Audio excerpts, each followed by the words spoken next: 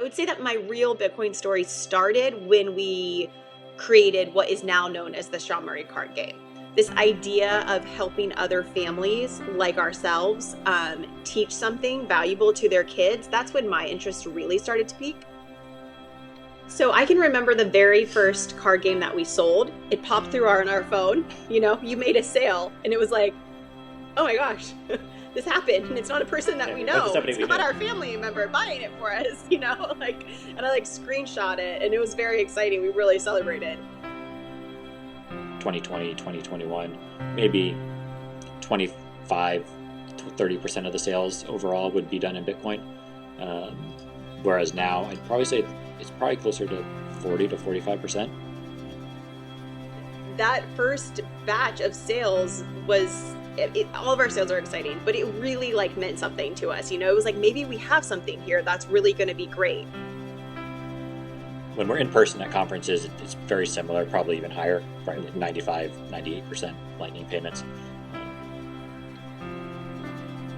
Welcome to another episode of Stacking Sats, my latest series devoted to sharing the stories about real people using Bitcoin products and services to stack sats.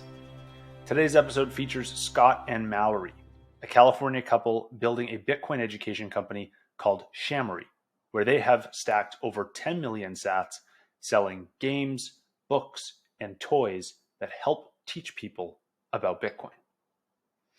Before we get into today's show, this episode is sponsored by Voltage. Voltage is the premier provider of Bitcoin and Lightning node infrastructure. This episode is also sponsored by Stackwork. And Stackwork is a Lightning-powered transcription tool that takes the best of AIs and humans to create better, faster, less expensive transcripts. You can learn more about Voltage and Stackwork by clicking the links in the show notes. Scott, Mallory, welcome to the show. I have a lot of questions for you about SHAmory, your company, your products. I think this is an incredible idea and one that should be spread among the Bitcoin community. More people should know about it. But before we get into your products, what you're working on, why don't you give everyone a background of your life prior to Bitcoin? What led you to building SHAmory? Sure. You want to kick it off? I'll kick it off since Okay. I was kind of the antithesis of going down the Bitcoin rabbit hole. And then for those that don't know, Mallory and I are married. So when one goes, the other kind of follows along. And so I started becoming interested in Bitcoin in kind of that late 2017, early 2018 timeframe. And, just started learning about it, became interested in, at the beginning, kind of the typical story, not just Bitcoin, but everything else going on. And then over the probably about 3 or 4 months, realized, okay, there is everything else, and then there's Bitcoin. And at the time, I was working for 13 plus years in an educational technology company. And so becoming the fact that we were married, we were starting to plan a family, I recognized in the Bitcoin space at that time, going back 5-6 years now, there really wasn't much out there for Bitcoin education for kids. And so we kind of came together and said, let's try to create something. But before all that, my background is a mixture of a few different things. I mentioned education technology, but prior to that, I was a CPA accountant on the audit side of things. So I always thinking that kind of my mixture of education combined with auditing financial statements kind of made Bitcoin make sense to me, in the sense that you're getting verifiability, you're understanding the value and that sort of stuff. So my brain was already kind of, I guess, tailored to be able to pick up Bitcoin from that sense. And even from a young kid, I always remember having a low time preference when it comes to things, getting money for birthdays, that sort of thing, and saving it for years on end just to put it in there. So I kind of had some of that in my nature beyond there. And like I mentioned, being married, Mallory started learning about Bitcoin, and then once SHAmory came around, kind of jumped onto you. Yeah. So my Bitcoin story started just kind of like how Scott did it. So over dinner, he would bring it up, he'd talk about Bitcoin. And I like to be really honest that in the beginning, I really didn't have interest in it. I was just listening to be a good spouse, but I wasn't truly engaged in the idea. But he kept talking to me a little bit about it more and more, and it did start to pique my interest. But I would say that my real Bitcoin story started when we created what is now known as the SHAmory card game. this idea of helping other families like ourselves teach something valuable to their kids, that's when my interest really started to peak. And my background is I was born and raised in Ohio. I moved to San Diego and shortly after met Scott and we got married. But my career has been in the helping field. So I have a master's in social work and I currently work with high school students, helping them transition out of high school. So I would say helping and educating people has been something that's always fueled me.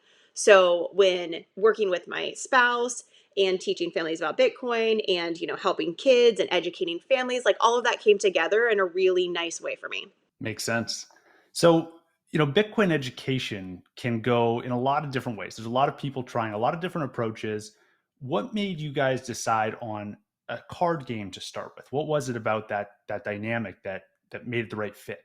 Yeah, and we definitely didn't go at it from the beginning saying, "Oh, we're gonna, let's create a card game." I wish it was that simple. Yeah. It really just started with the fact that we had been married for a few years. We were starting to plan a family ourselves. Mallory had become pregnant for the first time, and so really just the broad stroke. Okay, what can we create? And then what really clicked related to the card game is as I started learning more about Bitcoin mining. One of the things I guess enjoy doing is trying to boil things down into as simple a notion as possible that get rid of the technical aspects of it. So as I started learning more about it, I said, well, there's a nonce and there's a target. Those two things sync up, for lack of better words. The next block's mined, and in the back of my head, I said, well, that's very similar to playing the game of memory. And then once that clicked in, it was like, okay, well, there's the game of memory. It's played with cards, obviously, typically. And so why can't there be a version of this that's centered around Bitcoin mining?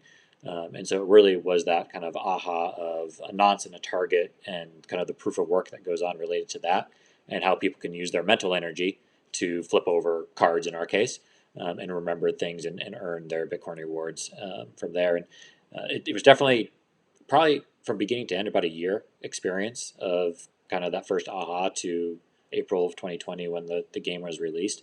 There's many god awful versions of it that are. No, I don't want you to skip over those. Yeah, there was a lot of bad versions of this game that our poor family and friends were subjected to playing. Yes, and those earlier versions, I guess a reverse of what I said earlier, were too complex. Yeah. So instead of taking it down to the bare nature of things, we had the cards there and there'd be, block heights on them and timestamps and like all the nitty gritty of what is actually going on.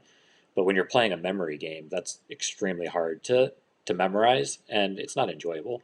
And so we realized pretty early on that we need to switch to some sort of illustrated something, which then has now historically turned into what we call our Bitcoin monsters. And that was kind of the tipping point in being able to say, okay, this is no longer something that's going to make our family members cringe when they need to come over and test it out with us.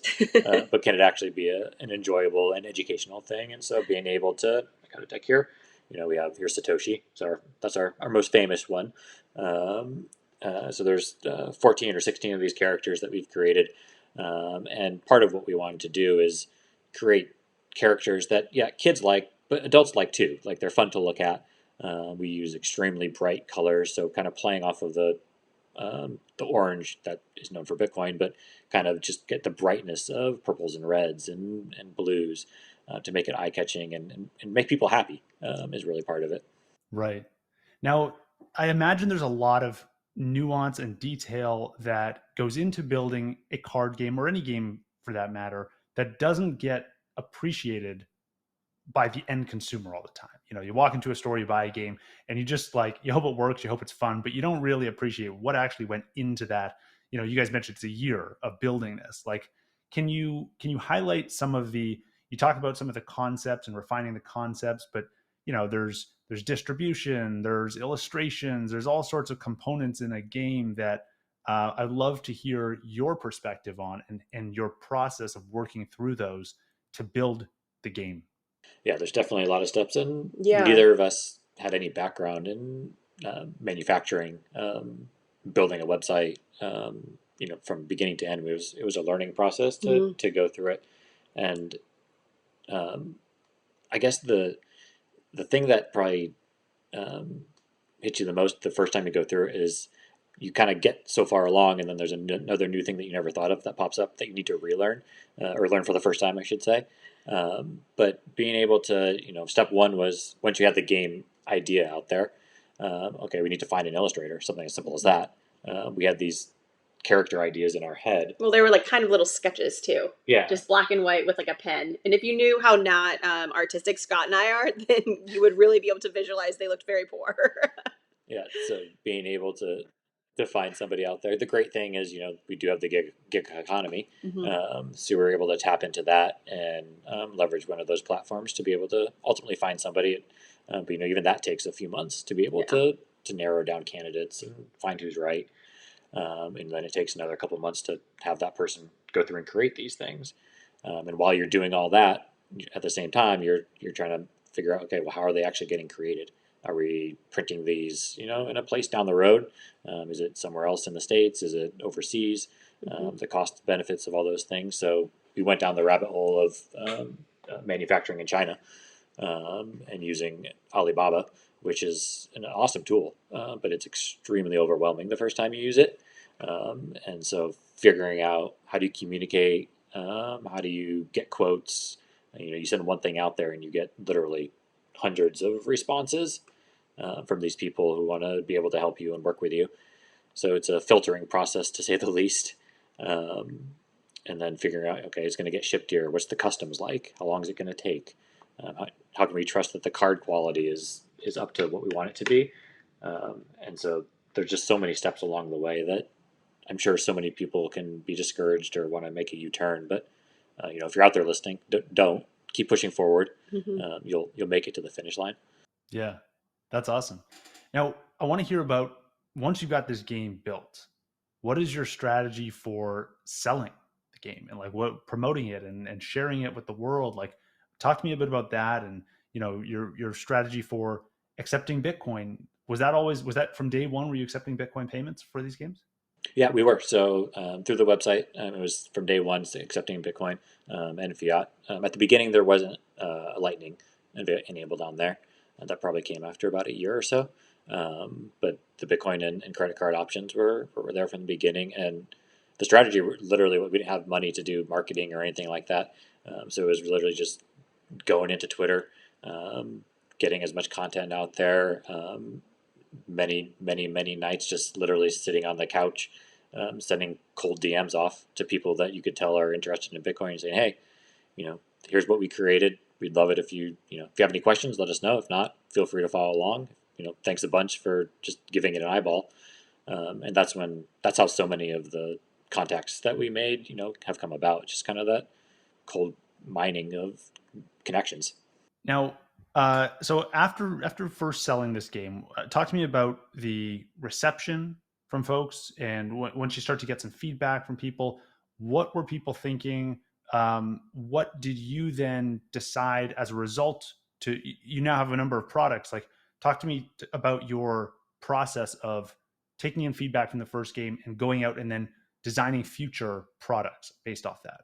Yeah, I'll take the first part. Yeah, go for it. Yeah, so I can remember the very first card game that we sold. It popped through on our phone. You made a sale, and it was like, oh my gosh, this happened, and it's not a person that we know. It's not our family member buying it for us, and I screenshot it, and it was very exciting. We really celebrated.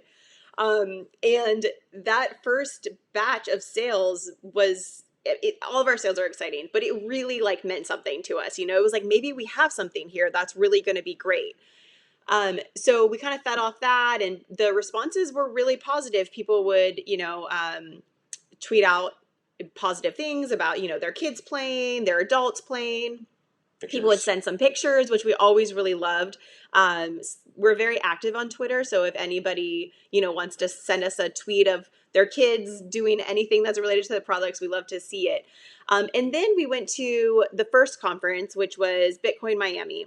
And we had this small little table. It wasn't even officially a booth. It was this tiny little table.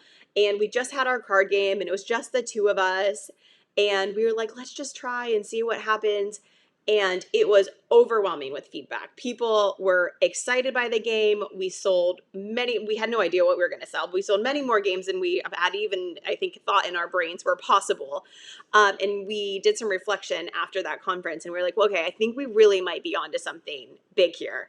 And that's what I think started the direction of conferences. And that's been really great because we've got to meet a lot of people in person. We've got to meet with businesses. We've made connections in that way too. And then we had our daughter, who's Charlotte. She's now 3 years old. But one thing that we really value, again, as parent, is reading. And the other thing that I think is something really like trusted in our parenting style is that we believe that kids are much more capable of learning than maybe a lot of people give them credit for. So even from a really young age, we've talked to our daughter, not like an adult, but in a way that maybe challenges her to continuously learn. We definitely don't like baby down conversations for her. So we were talking to her about Bitcoin in like a very toddler appropriate way. It's a form of money. You can use it. You can buy things with it. And we love reading together at night. So it was like some Google searches of what kind of kid Bitcoin books are out there that we can use to help facilitate conversations. And there really is not anything. So she's a big fan of the Goodnight series. If there's any parents out there, there's like Goodnight Soccer, Goodnight San Diego, Goodnight everything. So we created Goodnight Bitcoin, and that was our first book.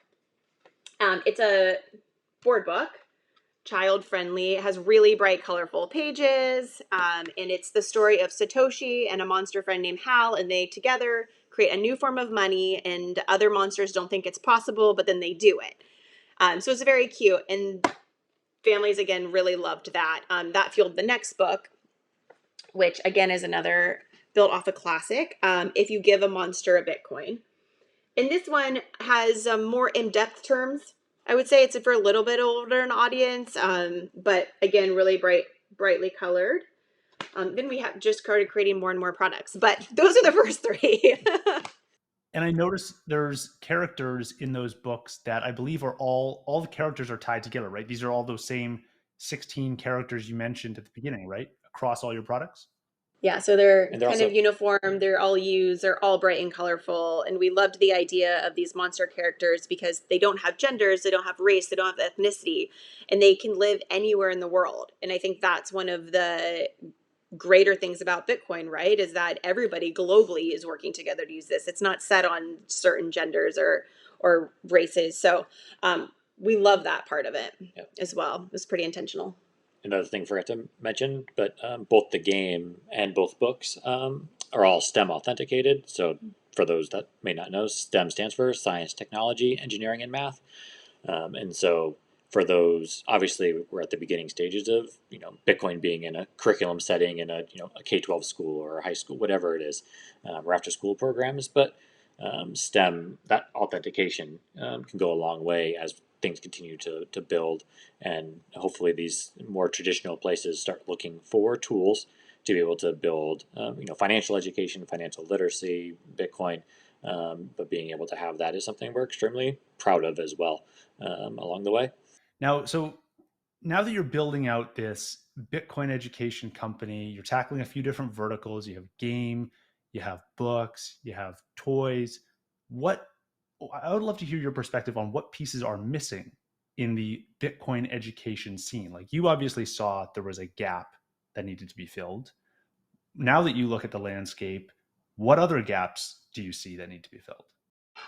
Yeah, and it's been really cool. One of the nice part about being able to go to these conferences, in particular, the big one in Miami, is being able to meet so many people in one setting, and then hearing what is going on in Bitcoin at large, but especially in kind of the education space, and especially since last year in June, where was it, May or June, whenever the last conference was, coming up into the next one next week, we've seen an extreme growth and interest from others in the kind of Bitcoin education for kids space. So that's awesome to see, and even being able to see other people creating games, to be able to go alongside it, or that sort of stuff. One great missing component, I think, to ultimately get it into kind of the more traditional settings, like I was mentioning, is the standardized curriculum, which is something that neither of us look at ourselves as curriculum developers. That's not something we really enjoy.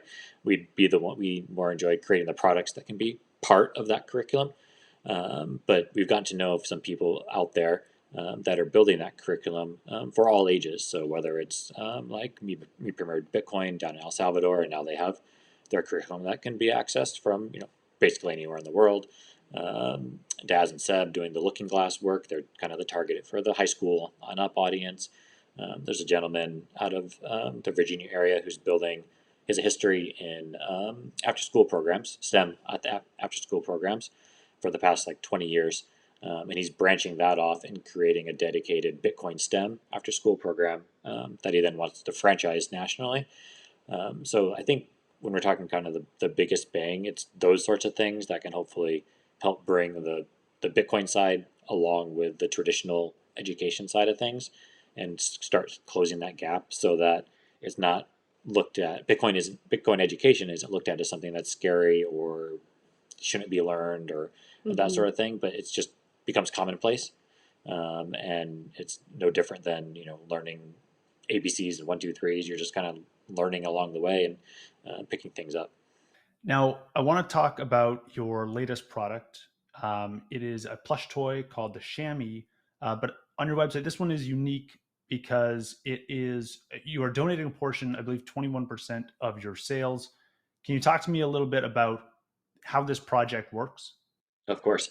And so, yes, so this is here he is right there. He is. There's Satoshi with our Africa themed on there. So, like we mentioned before, Satoshi is the most famous of our monsters. And so it came about for almost 2 years now. We've been working closely with the Built with Bitcoin Foundation.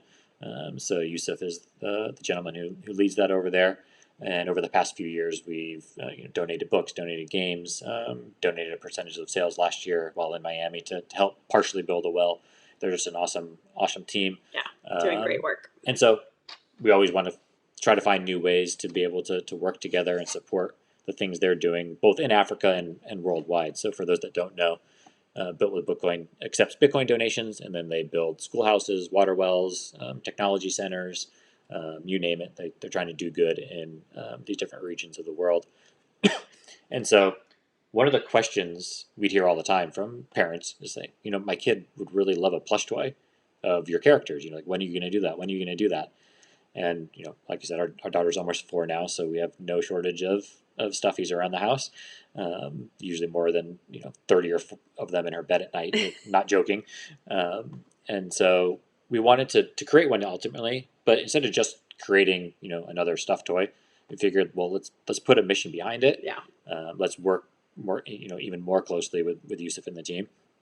And so that's where the idea came to create this guy here. So we have Satoshi, and we've replaced kind of just the standard Bitcoin symbol there with the continent of Africa with Bitcoin in it. And we chose Africa to start with, one, because they do much of their work down there, and then 2, obviously, it's Bitcoin in Africa are growing exponentially on a daily basis. And so it was a nice fit there. And so we've created this guy here. We're accepting pre-orders still. The initial shipment should be at our door anytime now. And for everyone sold, we will donate 21% of the gross sale directly to Built with Bitcoin, with the goal of raising about $7,000, which would fund an entire water well. It looks like Yusuf is in Africa as we speak, scouting out the spot for it. And as of yesterday, it looks like it's actually going to be in Rwanda. So he's found a spot for it, and so we're looking forward to make that happen. Okay, now I want to talk a little bit about you mentioned you've been accepting Bitcoin payments since day one. You rolled in Lightning payments afterwards. What is the mix like between on-chain and Lightning payments today from customers?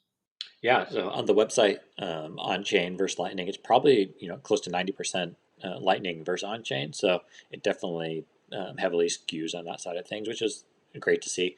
And then when we're in person at conferences, it's very similar, probably even higher, probably like 95, 98% Lightning payments being in conferences and in that sort of setting.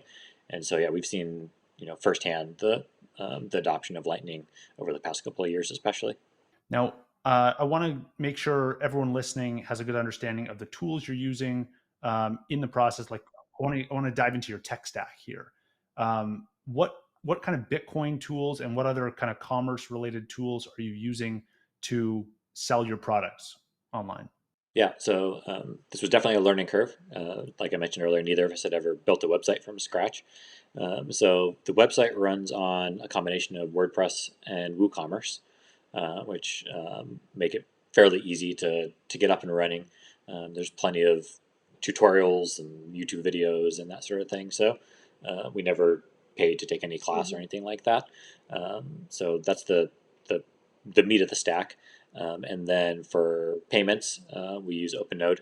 So there's a plugin that you upload to your site, makes it pretty easy. Create your accounts, test things off, and away you go. So that's how both on-chain and Lightning are accepted.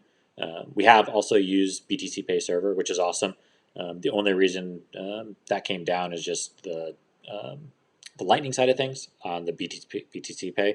You really have to manage it yourself, whereas on OpenNode they make it easy to manage your channels and that sort of thing, handling it. And so there is a balance. Yes, it would be great to having to have everything 100% in house, but you do have to balance your time into saying, okay, managing channels, making sure everything's open and closed. That takes away from being able to create new products or communicate with people. So you got to find that balance there. So there is a trade off that can be done. But the nice thing is, companies like BTCPay and OpenNode, there's plenty of plugins out there that make it easy to just drop it in there. And same for when you want to accept fiat, which we do as well, plugging in. We have a Stripe portal, so it's similar to and PayPal. So being able to get in there and just drop your credit card in and go. I'd love to hear more about the scope of this business over time. Like, at the time you started and you had this idea, how did you transition from that just kernel of an idea to now having built a website, attending conferences, building out all these products? Is it a full-time, is it a full-time job right now to manage all this? You're working on a lot of products, and I think it'd be valuable for people to understand how you went from, here's an idea to here's all these things we're doing, because that timeline I think is very important. Well, we aren't busy at all, so we just hang out every day. Yeah. You wanted to go for it? Sure. Yeah. I take the grunt of that since out of the two of us, Yes. about a year ago now, I left my full-time job. So SHAmory is my focus full-time, while Mallory helps keep the lights on and food on the table with her job. And so, yeah, it was definitely a slow progression. So April 2020 is when that first sale came in, like we were talking about. So sounds crazy, 3 years ago.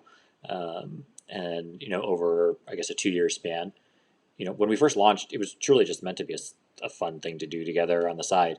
But then, like Mallory said, when we went to Miami in 2021, we really recognized that there is something more here that we wanted to build out. That's kind of when the kernels were put in place to be able to say, okay, how do we go from side project to, what do we see what happens? And so that was, August, July of 2021. So like a year and a half after that year or so after that is when I transitioned to be able to do SHAmory full time. At that time, I think we had a couple projects, the second book, and maybe one other fun thing or something. But it's definitely a balance.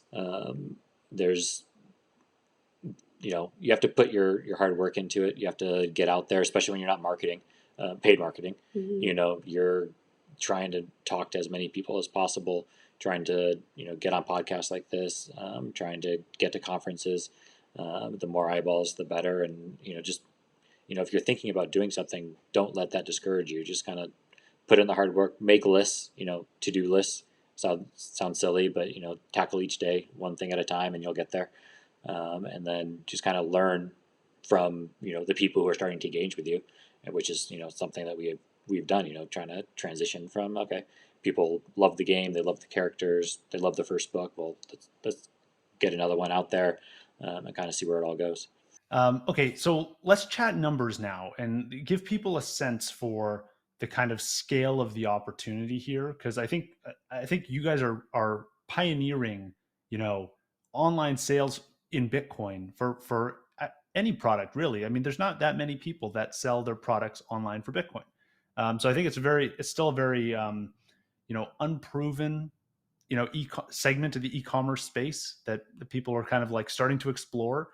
So I'd love to hear just kind of like rough outline of like, how much is SHAmory earning in Sats? What's that kind of like Sats flow like, and the scale of the business today? Yeah, and it's funny. Like it makes sense after you say it, but our sales over the past couple of years, they really follow the Bitcoin price, because so much of what we're doing is so much of how we get eyeballs is through Twitter, and then as the price is going up, there's excitement, there's more casual people coming in, there's more people wanting to kind of just see what's going on in the space. So if you plotted Bitcoin price versus SHAmory sales, or since 2020, it would probably go in sync, kind of that same roller coaster of up and down, and then up and down, and now starting to see that peak come back up, which is great. And so it over the past 12 months is probably, not surprisingly based on what I said, been the slowest period that we've seen, just because of that continual pressure on the Bitcoin price and those casual people going away. But the nice thing is, on the flip side, I think the people that have stuck around and that are continuing to engage with us and see those products, they're the ones who are the true champions that are out there. So, and it's also nice, kind of on a stat side of things, I have noticed a greater uptick in Bitcoin sales over the past year.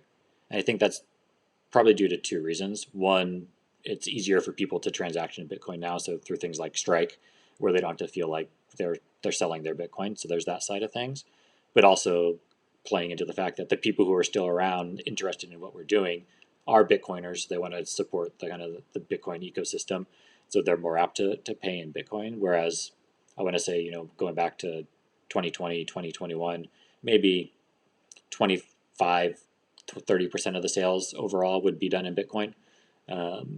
Whereas now I'd probably say it's probably closer to 40 to 45% that we're getting on a monthly basis are coming through on the Bitcoin side of things. And when we're in conferences physically there, it's about 50-50 between Bitcoin payments and either cash or credit card. So in person, we definitely see more, a large amount of Bitcoin payments there. So that's some of it. I can get into more details. Yeah, that's really helpful. And in the process of selling these products, have you hit any big surprises along the way? Like anything that stuck out to you as like, wow, I did not expect folks to either respond this way, or to have this much reception for a particular product? I guess the first big surprise was that somebody bought one of them. I think one of the surprises is always when we're in person at places, the fact that people love books. So like at conferences and that sort of thing, while putting no shade to the game on that side, but books, especially ours, I think probably because it's so short, so colorful, people come over to the table, they're welcome to pick it up, flip through it, they can read it in 1 minute. And whether they buy it or not, they'll get a laugh or a smile or make a nice comment about it. So I think it's that Bitcoiners really like books, and learning in that form has probably been something that we've learned along the way. Now, if there's builders or aspiring builders tuning into this conversation, they're excited about what you're building, they want to try it themselves. Can you walk through some general advice for folks interested in contributing back to the Bitcoin ecosystem and building out a product of their own? I think my best advice would be to go for it. Like, if your heart is in the right place, and if you do want to create something that can better serve the Bitcoin community, the Bitcoin ecosystem, then really go for it. One of the greatest things I think about the people in this space is just how supportive and receptive they are.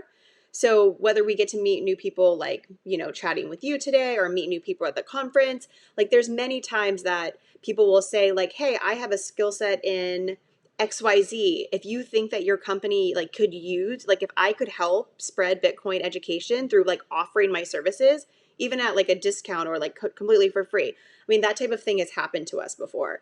So I think that people will receive a product if the intentions are good pretty positively. That's what I've taken from. I think that we're pretty, people seem to like our products and we seem to be well received. And I think it's because they can tell that like our heart and our passion is in the right place and that we're here to really make a difference.